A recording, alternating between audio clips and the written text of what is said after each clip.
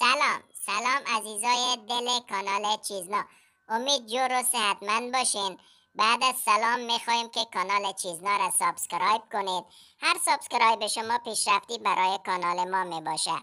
حالا به درد دل و صحبت ها و نصیحت های کفشانه من خوب گوش کنید.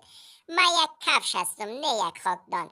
من هر روز زیر پای بعضی از شماها خاک میخورم.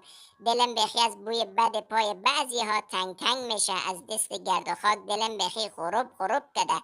یک دفعه که شده از برای خدا مرا بشوین، گرد و خاک مرا بتکانین، از بوی خوش استفاده کنین، مرا برق بندازین. کفش خاکپور بدبخت نمی باشه، فقط کمی محبت میخواه. محبتش هم شستن و تمیز کردنش است.